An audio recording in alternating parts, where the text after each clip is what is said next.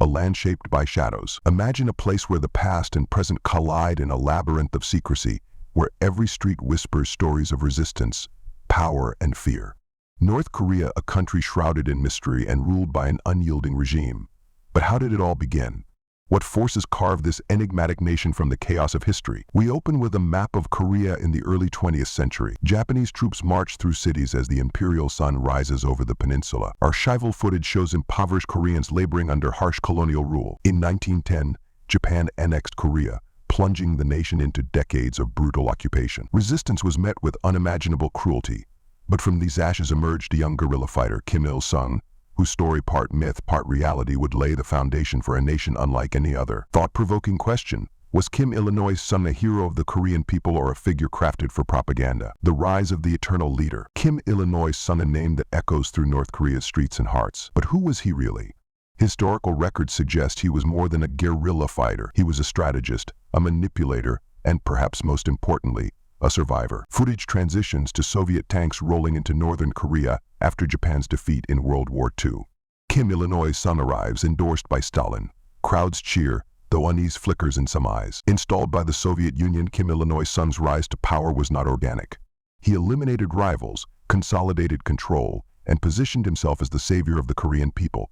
But was his story, his legendary resistance against Japan, real, or a carefully constructed lie? A thought-provoking question: why would an entire nation rally behind a man whose past is cloaked in ambiguity? The Korean War, a nation divided. June 25, 1950. The Korean War begins. A conflict that would devastate the peninsula and define North Korea's unrelenting hostility towards the West. Explosions light up the screen as archival footage shows bombers over Pyongyang, rivers of refugees, and charred landscapes. The Korean War was not just a battle between North and South. It was a proxy war, the United States and its allies against communist forces from the North, China, and the Soviet Union. North Korea endured relentless bombing, losing nearly 20% of its population.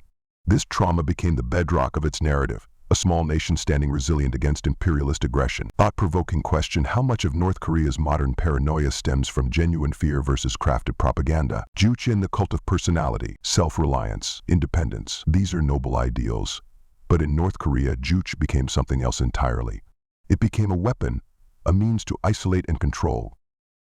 We see images of vast parades in Pyongyang, citizens holding banners praising Kim Il-sung.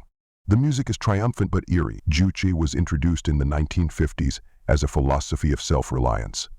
Yet, it was a double-edged sword.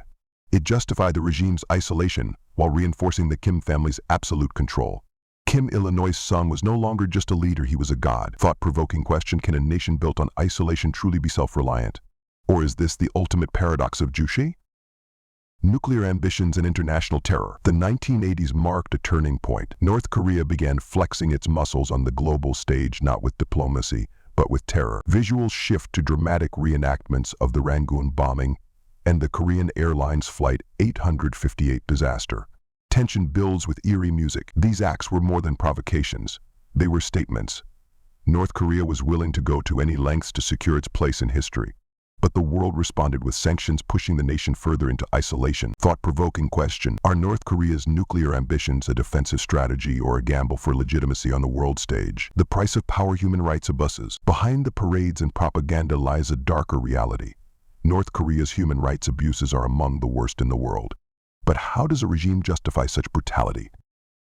Graphic visuals of desolate prison camps, gaunt prisoners, and harsh landscapes flash on the screen. The Songbun system determines every citizen's fate based on their family's loyalty to the regime. Dissent is met with imprisonment in the Kwanliso labor camps, where survival is a daily struggle. Thought-provoking question: is it fear or indoctrination that sustains such a regime? And what price do its citizens pay? The legacy of the Kim dynasty. 3 generations, 1 family. The Kim dynasty's hold on North Korea remains unbroken. But what happens when the myth begins to crumble? The screen shows Kim Jong-un's rise to power, his meetings with world leaders, and missile launches lighting up the night sky. Kim Jong-un's era is defined by nuclear tests, international sanctions, and fleeting moments of diplomacy. But how long can the regime sustain its grip? Thought-provoking question: is the Kim dynasty's reign nearing its end, or will its legacy persist against all odds? A future unwritten. North Korea stands at a crossroads, its people isolated but resilient, its regime unyielding yet fragile. What does the future hold for the Hermit Kingdom? The screen fades to images of defectors sharing their stories, foreign aid workers delivering supplies, and satellite imagery of a darkened North Korea at night. The world watches and waits. Will North Korea embrace change, or will it remain trapped in its own mythology?